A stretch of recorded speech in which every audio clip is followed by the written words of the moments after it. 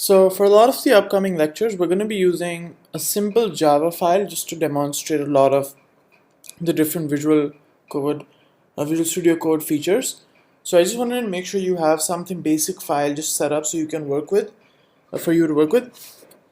You can really create your own file and just create your own code snippet and start working with that as we go through the lessons if you're familiar with some other language. But for your benefit, in case you have little programming experience and you just want to, I'll guide you through one of the simpler, I would say, hello world type programs, and we'll set that up on Visual Studio. So as we explore different features with the UI and debuggers and version control and stuff like that, you'll have a file to work with. If you've already installed Java and are familiar with Java, all you need to do is create a simple hello world program in a new file in Visual Studio. So what you can do, so the way you would do that, I'll go over that as well.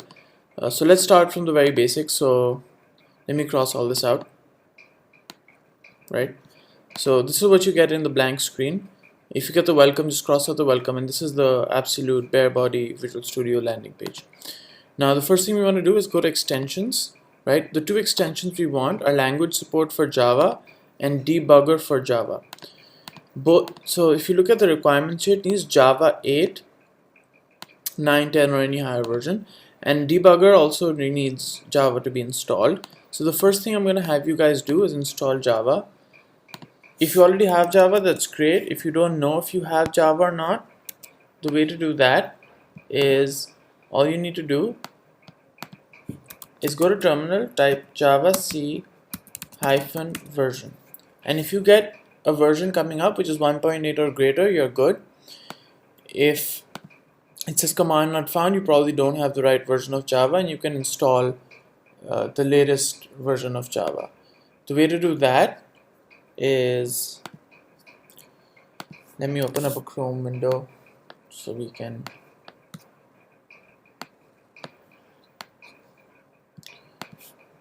so you just go to Java install Oracle, right, and just pick up whichever is the latest version.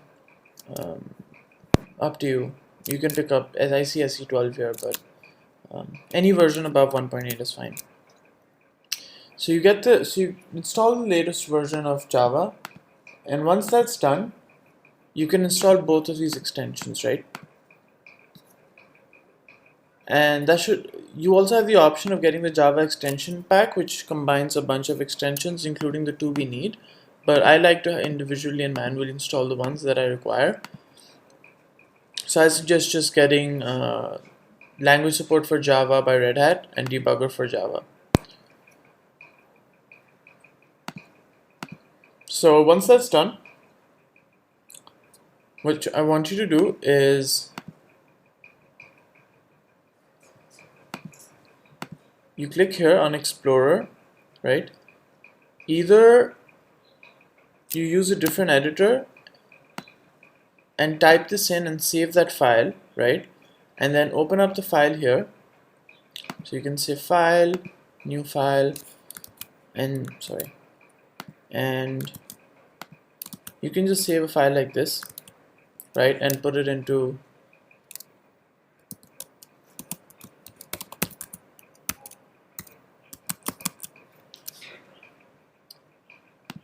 So I've created a new file. It's a Java file.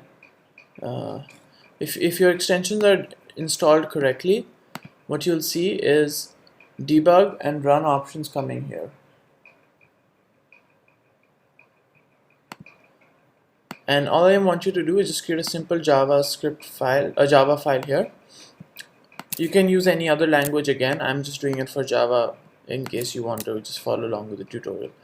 So simple class, public class name, public static void, main.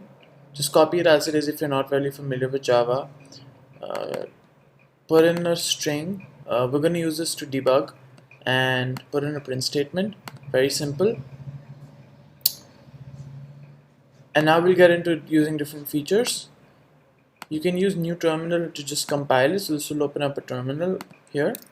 And what you can do now is use, first let's make sure we're in the right directory. This is not really a Linux or Java tutorial, so I'm not getting into the details of those. ls just shows me all the files that are there, and then you can do java c